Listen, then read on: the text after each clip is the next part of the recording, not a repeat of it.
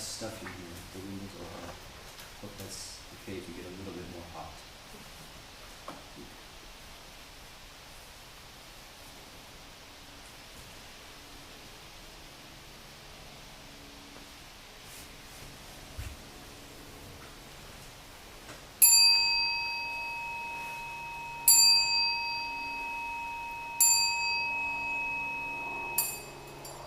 Gata on opening the sutra.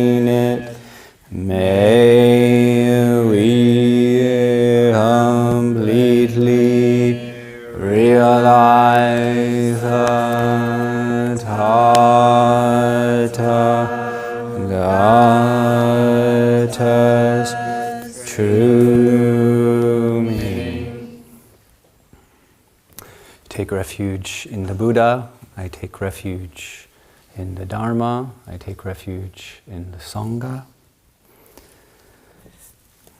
Begin with a poem. This is the July session talk number 4. This poem starts with a quote from the Isa Upanishad. The Upanishads are very, very, very, very, very, very, very old spiritual teachings that come from the Vedas of India. And in a way, all other spiritual teachings are just a derivative of that, of those. This one says, this quote, "This is full, that is full. From the full emerges the full. Fullness coming from fullness, fullness still remains. This line of sunlight, traced to form, is no secret. Love is not hidden, but exposed, vulnerable in leaf, twig, birth, death, mothers, children, friendships, announced from rooftop, basement, car horn, whisper. This line of sunlight, not born, will never die, appears and disappears in mystery and across patterns, patterning, never ceasing magic. The unborn does not deny appearances, only birth. And so the born is born from the unborn while remaining unborn." That's a quote from one of the most essential tantras, spiritual transmissions of Tibetan Buddhism. The unborn does not deny appearances, only birth. So the born is born from the unborn while remaining unborn. Somebody came into Sanzen and said, "It's like there's nothing behind anything." And I said, "There's nothing behind anything." Love is required to understand this unbirthing of reason's superstitious assumptions. Temptation of is and is not. Love is required to understand this unbirthing of reason's superstitious assumptions, the temptation of is and is not. This is about what our minds do. Yeah? You with me there? The seduction of beauty by because. The seduction of beauty by because, and even in failure. The tempest of flowers. Golden light on fields. Barking dog, dark night. Proclaim the victory of unknowing.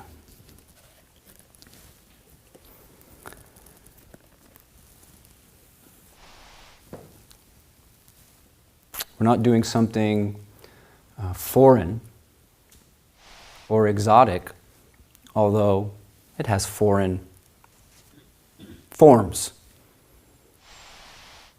We're not doing something that is unrelated to our ordinary days and everyday happiness, frustrations, and desires. We're not doing something unrelated to a looming sense that the bottom will fall out of our life, of the world, and we're not sure which one will be first. We're not doing something unrelated to the unrelenting thought that someone or somewhere else might extinguish this hollow loneliness. Somewhere or someone might make this feeling go away, that I want to go away. What we're doing is not unrelated to where that thought takes us and where it leaves us. We're not doing something unrelated to the cautions, hesitations, pullbacks, and fears that accompany us even during the moments that are supposed to be exalted. Think of the last time you talked to a bride. I find it interesting that a moment that's supposed to be one of the most celebrated moments in many people's lives, the amount of anxiety that the bride and groom are often pervaded with is a strange contradiction about this human life. The amount of fear.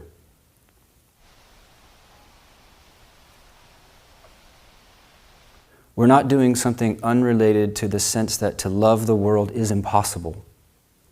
To love the world as it is impossible, but I have to anyway. Because the alternative costs too much.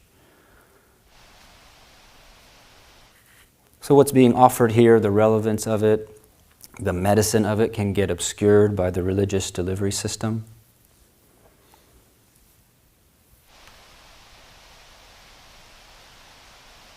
I was thinking if someone were to walk in here who completely had no idea what was going on, they'd probably think this was a funeral.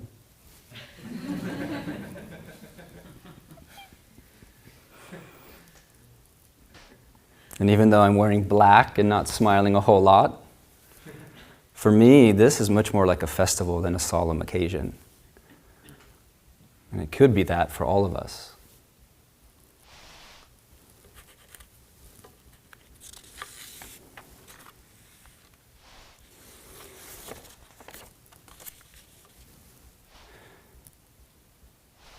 We could just dance, and we could just sing, and we could just have a good time, because we could bring forth anything out of emptiness. You want love? We could bring forth love. It's the beauty of emptiness. Think about actually how profound it is. Let's say down the street there's a better retreat, where what they're doing is fun and love. Because of emptiness, you feel like you do right now. You could go down to the street, go to that retreat full of love and fun, just like that. The unborn does not deny appearances, it just denies birth. But probably because you're here, the gravity of your condition cannot just be danced around. And something in us wants to break. Something in us wants to give way, to be unconfined. It's easy to start thinking about spiritual life, the path, as something I'm doing for me, but what if it's not quite like that? What if something is waiting for you to do what you need to do so that it can be born? So easy to assume this is just about me. This is my project. This is my new project. I did CrossFit, now I'm doing Zen. It's going to be great. Post that.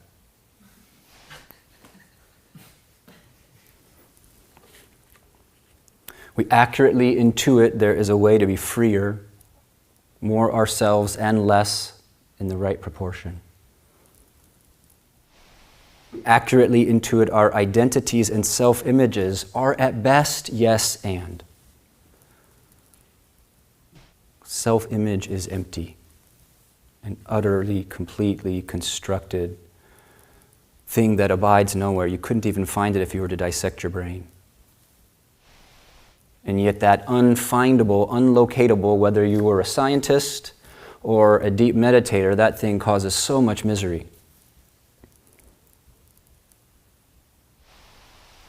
Am I doing it right?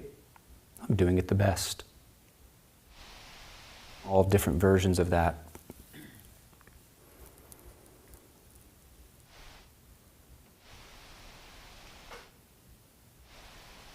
Today I want to tell you a story.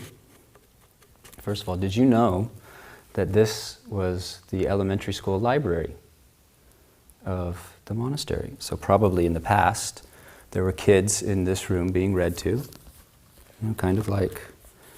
And Bodhidharma, the founder of Zen, his disciple, stood in the snow all night to prove his devotion, and then severed his arm. Can you see?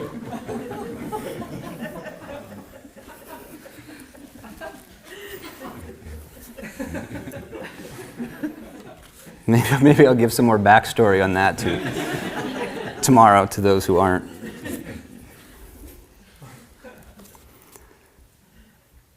So I'm going to read you a story. I want to tell you something of the story of Bodhidharma, but about the emperor and Bodhidharma. There is a koan in the Blue Cliff record. It is, I believe, the first case. I forget what it's called in that translation. Maybe Bodhidharma's vast emptiness. And as I think about this koan, I think this koan really defines the Zen school. It's what makes Zen a unique offering among many spiritual traditions. The flavor of this. So I'm going to read the koan and then read you a story. So this is taking place in Tang Dynasty, China, a time where Buddhism was flourishing through no separation of church and state, thousands and thousands of temples, grand monasteries that make Vegas hotels look like Motel 6. It was a big deal what was going on. There was a lot of Dharma, and there was no church separation between church and state. And so this is Emperor Wu. This is an emperor who, we're going to find out more about him, but at this point in the koan, he had already been practicing Dharma to some extent. So this is just one encounter. Emperor Wu of Liang asked the great master Bodhidharma, what is the main point of this holy teaching?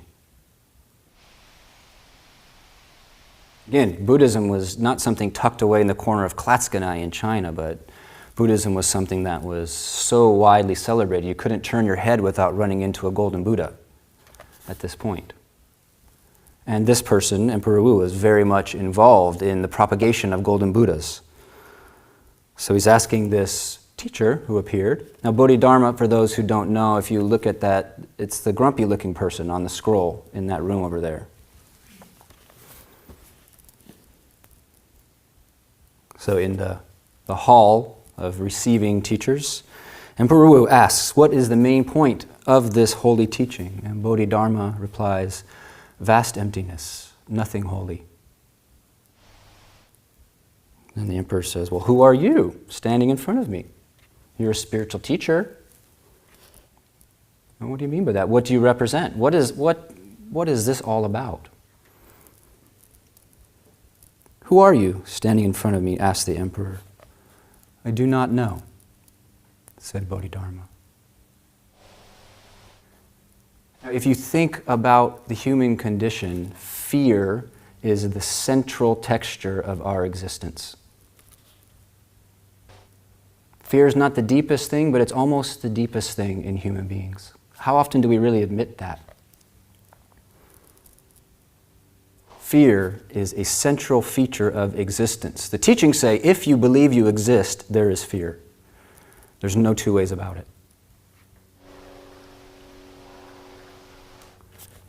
How do we manage this fear that is central to existing? We pile on false certainties.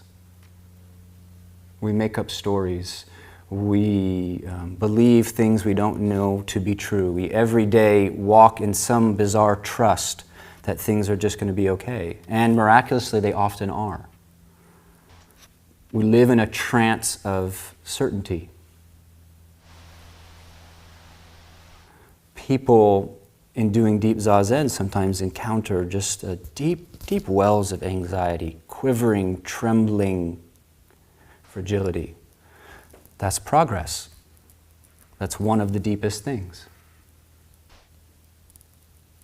So Bodhidharma in our lineage is a person who has become this I do not know, has broken the trance of certainty, no longer leaning on false knowing in order to cope.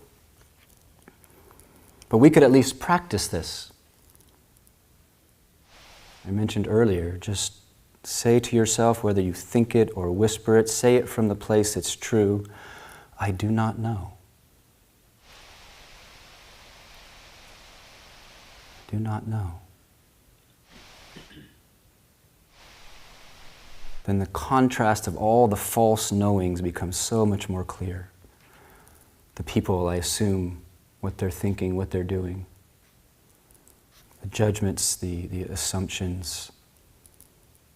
The things I decided I didn't like, but how do I know I don't like that? A long time ago, I decided broccoli is disgusting. Who would eat broccoli without a pile of cheese on it? Today's broccoli was fabulous. I thought I knew what broccoli was like.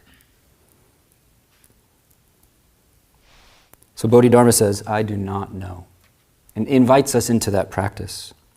The koan continues, the emperor didn't understand.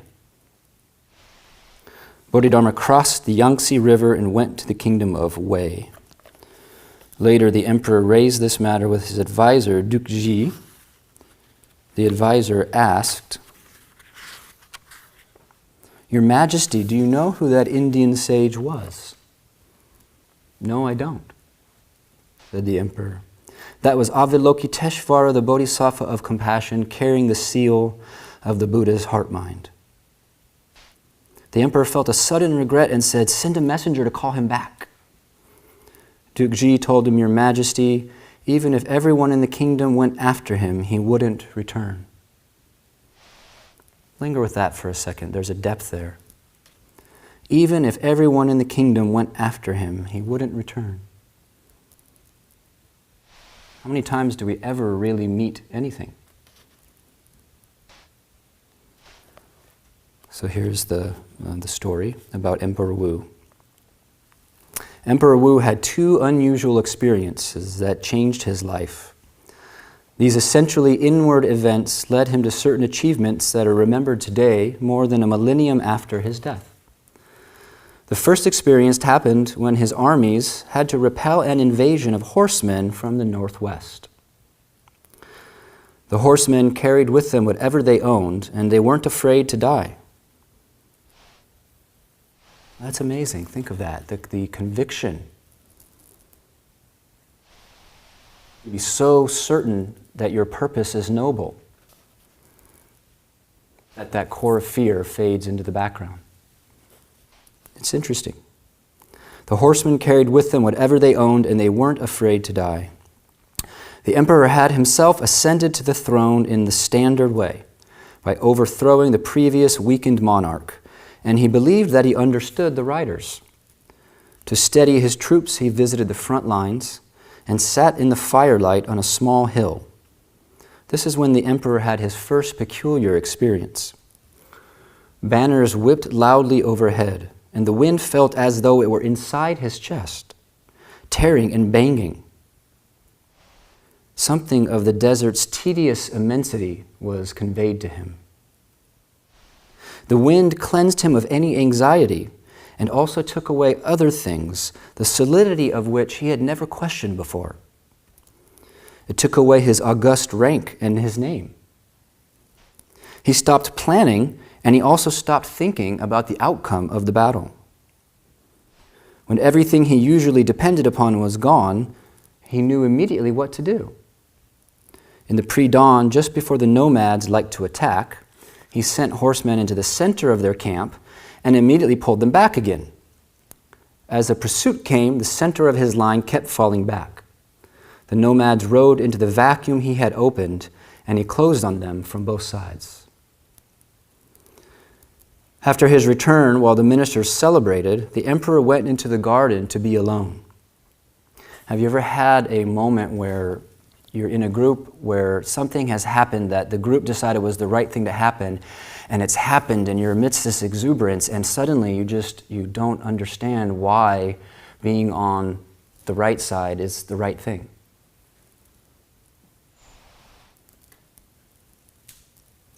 While the ministers celebrated, the emperor went into the garden to be alone. On the hillside, he had felt quite certain that he was going to win. At that moment, in the wind and the vast land, he was small and unimportant. And this sense of his unimportance allowed him to be clear about what needed to be done. Being important now seemed to him to be just a prejudice that confined him. Now, one of the descriptions of why it often sucks to be a human being, according to Buddhism, is the 8 worldly winds.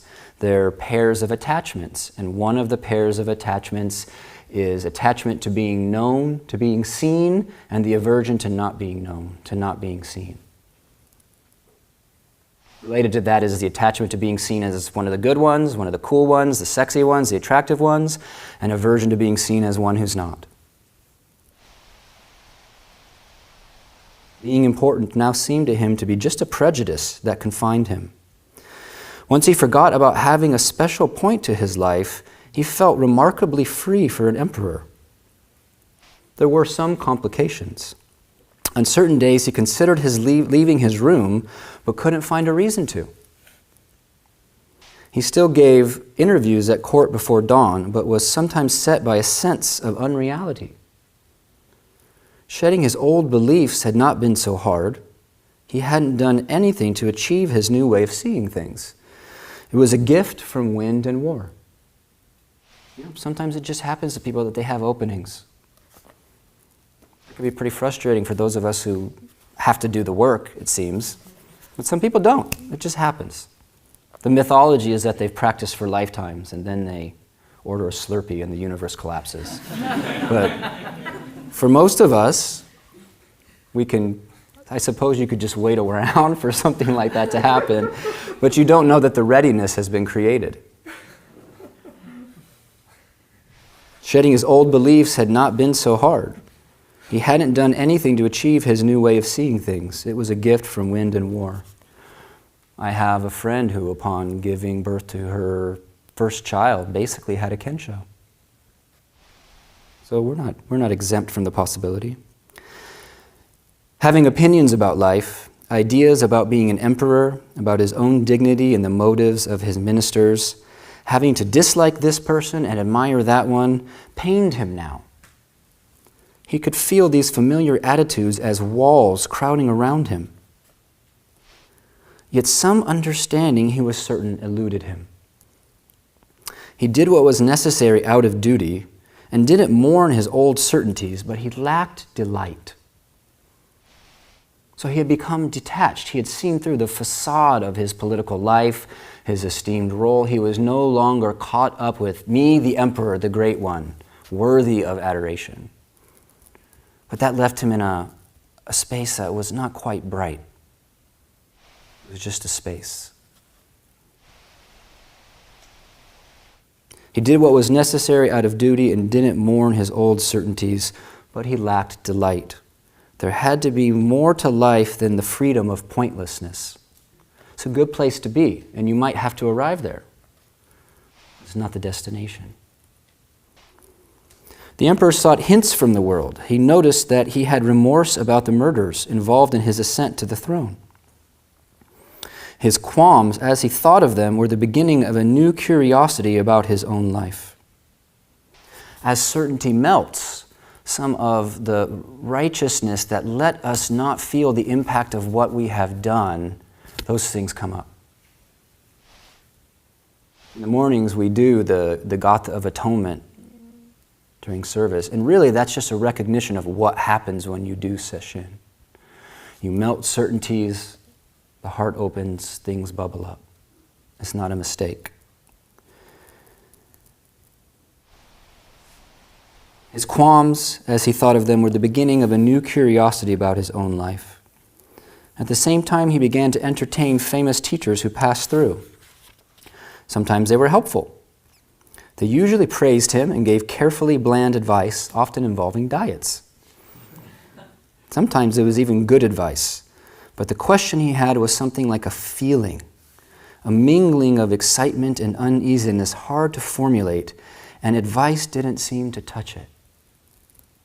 I think some of you can relate to that. You come into Sanzen and you say, I don't have a question, but here I am. And you kind of close your eyes and think, what's my problem? I'm going to present my problem. You don't need a problem to come into Sanzen. Then the emperor heard of a sage from India. The man was himself a legend. It was said that it had taken him 3 years to make his way over the seas. The emperor knew nothing about the sea, but he imagined waves as the grass of the steppes in a high wind. He tried thinking of China as an ocean that he passed through, and nomads as pirates with horses. Though his own obligations prevented him from undertaking such journeys, he respected this kind of solitary accomplishment. When the sage arrived at court, he turned out to be a genuine barbarian, red hair, blue eyes, dressed in rags. So this is China. There wasn't a lot of exposure to those who were not Chinese, and I don't know if the Mongol invasions had started happening at this part, but basically there was a lot of xenophobia. Right? Racism did not begin with America. But it's all the more profound that this person went to this country where he could be looked upon as such a being. He turned out to be a genuine barbarian, red hair, blue eyes, dressed in rags. So that's like showing up to like the Hefner mansion wearing a t-shirt and like overalls, something like that. This is an imperial palace. His name was Bodhidharma, which is not really a personal name, just some sort of title in Sanskrit. The clothes of the ministers were gorgeous, and in the red and gold audience room of the visitor, in the red and gold audience room, the visitor managed to seem nondescript, which was an achievement for a barbarian. He didn't have the air of one deprived or poor. The main contrast with the ministers was not in how he dressed. In a place where he wanted something, in a place where everyone wanted something, he did not. He didn't have the air of one deprived or poor. The main contrast with the ministers was not in how he dressed. In a place where everyone wanted something, he did not. The minister's rank was displayed by differences in insignia and dress. The sage made no claims about rank. He didn't either push himself forward into the emperor's notice or pull himself back into hiding. He stood quietly, and his presence affected the court until everyone fell silent. The emperor noticed that his own thoughts were becoming simple. He remembered the taste of vegetable soup. Even the most elegant palace, thought the emperor, is also a burden. Then he stood up as if to approach the visitor's stillness. He wanted to find a road deeper into his own life and asked, to be able to come to the point where we can really ask, where we can really contact the longing that is in us, where we can thaw enough that we can realize we don't have it together because it's not possible to.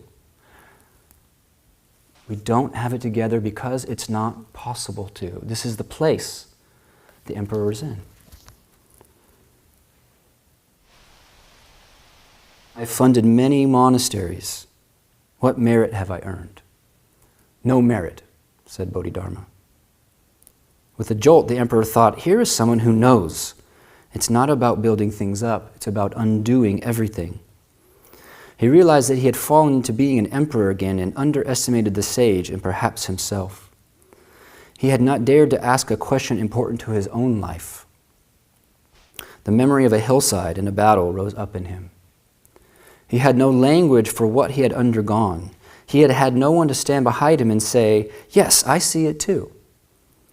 Now the emperor felt the man's presence as a kind of sympathy, which he longed to explore. Sometimes in this practice, especially when we're not in sesshin, we start to feel alienated from those who aren't really being as honest as we're falling into. We're falling into a deeper honesty about what life is, and we feel this strange distance from people who still can just pretend like everything is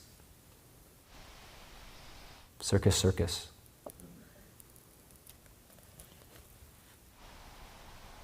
Now the emperor felt the man's presence as a kind of sympathy, which he longed to explore. So he asked, "What is the main point of this holy teaching?" Bodhidharma said, "Vast emptiness, nothing holy." Again, the quiet voice that didn't ask to be heard. The emperor's senses became keen. It was as if the two men were sitting together on a bench in a temple garden with all the time in the world. He wanted to reach the other man's mind, or perhaps go deeper into his own mind. An odd thought came to him. If I'm an emperor, how can I also be a person? Fill in the blank with whatever roles you might identify with. If I'm a mother, how can I also be a person? Whatever it may be. An odd thought came to him, so he asked, "Who are you standing in front of me?" It wasn't really a challenge like, "Who are you? How dare you come in here?" or "What are you made of?" It was a genuine curiosity. "Who are you standing in front of me?" "I do not know," said Bodhidharma. This statement stopped the emperor completely. He began to feel a delightful insubstantiality. The emperor's sadness over the shameful things he had done fell away. It fell into that spaciousness. The emperor's worry over when more attacks would come from the north also disappeared. Inside himself, he couldn't find an emperor. He felt capable of many things, but not quite yet. The words, I don't know, stuck in his head like a line from a song. That's a description of the invitation for us and what I'm suggesting. Let those lines, not like a mantra, let it be a refrain that you feel. I don't know. For a moment he walked alone and was content. Around him emptiness flowed in all directions. Then as he looked about, the palace returned and the court officials started to whisper to each other. He was fascinated by how clear everything was. Someone else spoke, and Bodhidharma began to withdraw, as if he were himself a spell that had been lifted. If he had stayed, I don't know, might have lost its power. In the court, only one person noted his going. Later, the emperor raised this matter with his advisor, Duke Ji. The advisor asked, "Your Majesty, do you know who that Indian sage was?" "No, I don't," said the emperor, realizing how much emperors take for granted. That was Avalokiteshvara, the bodhisattva of compassion, carrying the seal of the Buddha's heart and mind. The emperor felt a sudden regret and said, "Send a messenger to call him back." You know, the Japanese have a saying, one chance, one encounter. One meeting, one encounter. And we actually never know if we were to meet someone like Bodhidharma, and that could be the young lady scanning your groceries at Whole Foods. If we were to meet someone like that and we were inattentive or we took the opportunity lightly, next day you get on a plane.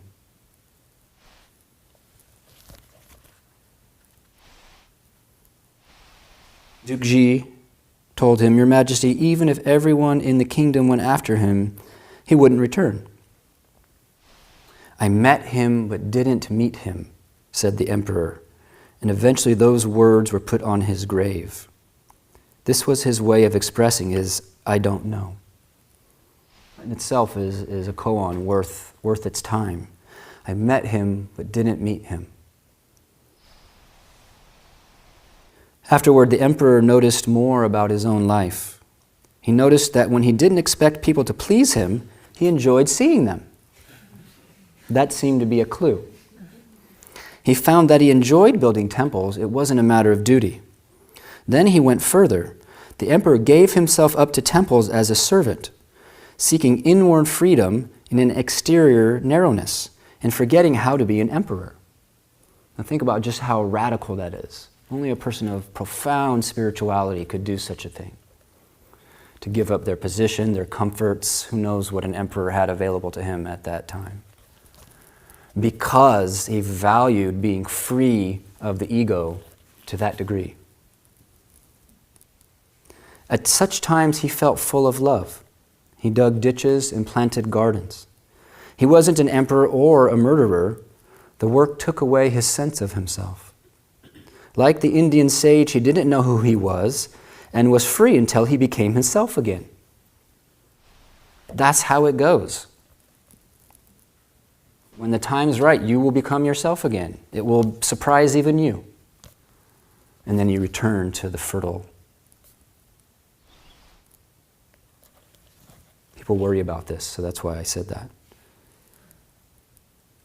The strategy was also an excellent fundraising device for the temples, since the game was that his ministers had to ransom him with huge gifts. And he enjoyed tormenting his ministers in this mild way. After he was ransomed, he would live contentedly in the palace for a while, until a feeling of suffocation became once more unendurable, and he would give himself up to a temple and be a gardener once more.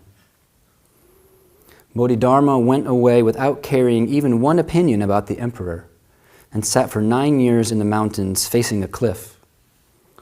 I don't know, continues to murmur century after century. People wait and live inside questions. Mistakes lead through doors. The idea that there is a wisdom that the universe just gives to you without reference to teachers or scriptures came from Bodhidharma down to the present.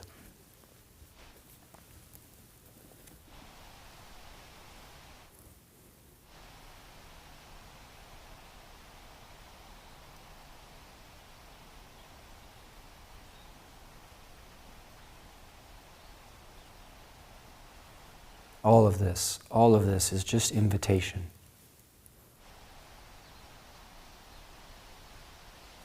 Simply invitation.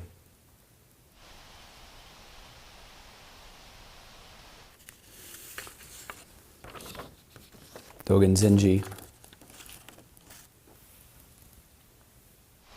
put it this way: when the truth fills your body and mind, you realize something is missing. So our discouragement can be that truth. Our tedium can be that truth. A sense of boredom can be that truth. When the truth fills your body and mind, you realize something is missing. It's an invitation because dissatisfaction with your experience can take you deeper, or it can return you to the bustling marketplace looking for the next hit. Now, I'm not looking out at anybody and assuming your life is like that. Dissatisfaction with our experience, encountering the tedium of knowing,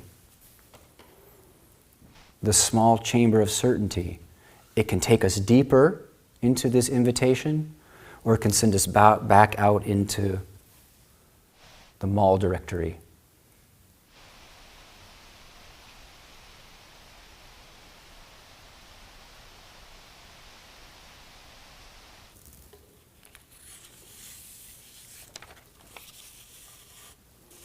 For what it's worth, I'll share something that Hongzhi said about this I don't know mind.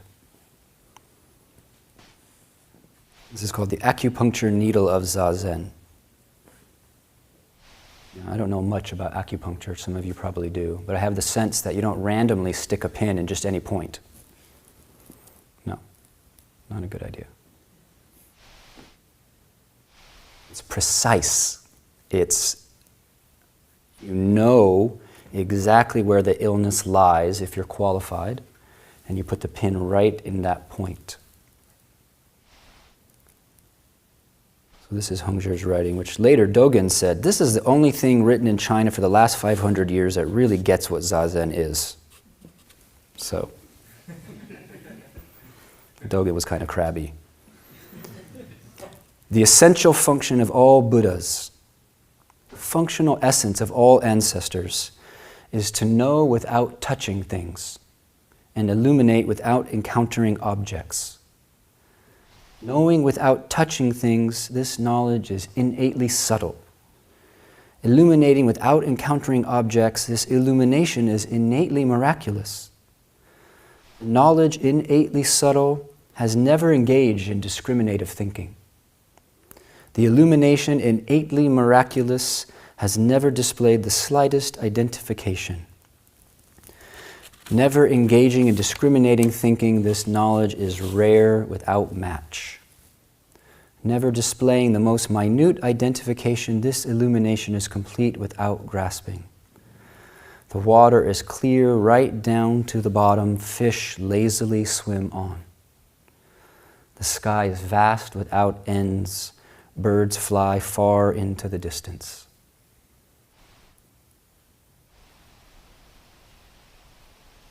The whole world is awake. This whole moment is awake. There's nothing for mind to do. Sights, sounds, feelings, no exertion, no effort. There's no doer of these functions. Check. Do you have any actual experience of the one who listens to these words? You actually have any experience of the one who feels the elbow, the hand, the heart? This is an invitation. Is there an actual experience at this moment of one who sees colors, who thinks thoughts?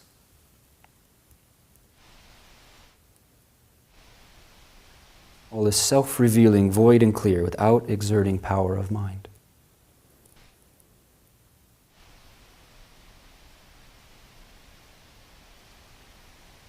This knowledge is rare without match, never displaying the most minute identification. This illumination is complete without grasping. And it's complete whether we grasp it or not.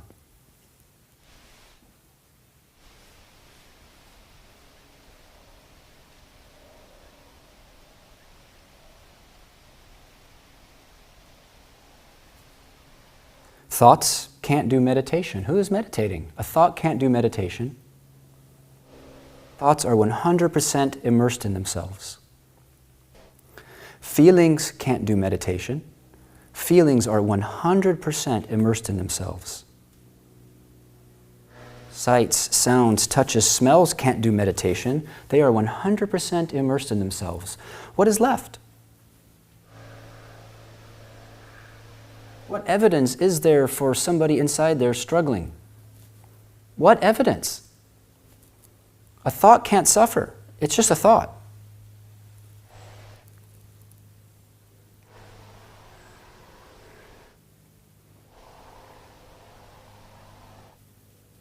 So what's going on?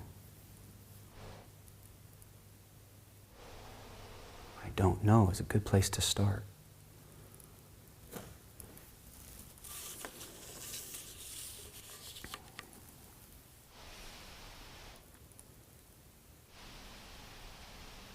I do think the package of the tradition can sometimes obscure the beauty, the light that's within it.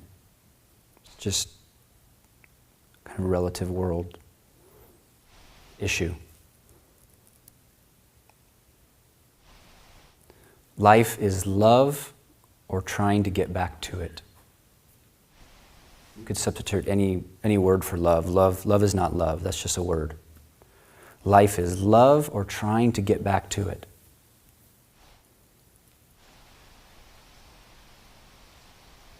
And at times it seems impossible to be in gratitude for the life and world we're given, but it seems like that's what's asked. Why do we keep trying? Life is gratitude or trying to get back to it.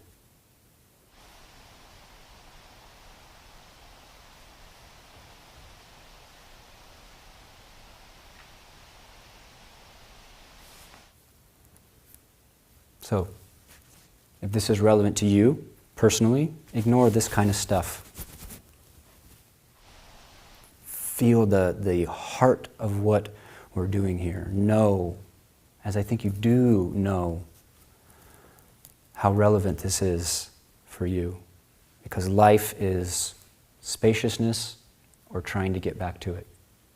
And everything testifies to that fact. Everyone, every being.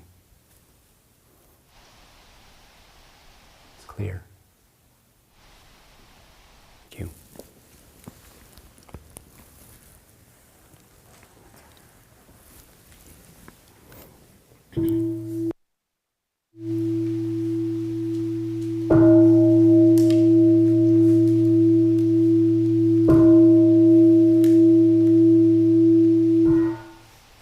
For great Bodhisattva vows, beings are numberless. I vow to free them. Illusions are inexhaustible. I vow to end them. Dharma gates are boundless. I vow to enter them. The way is unsurpassable. I vow to embody it. Beings are numberless. I vow to fray them. Delusions are inexhaustible. I vow to end them. Dharma gates are boundless. I vow to enter them. The way is unsurpassable. I vow to embody it. Beings are numberless. I vow to free them. Delusions are inexhaustible. I vow to end them. Dharma gates are boundless. I vow to enter them. The way is unsurpassable. I vow to embody it.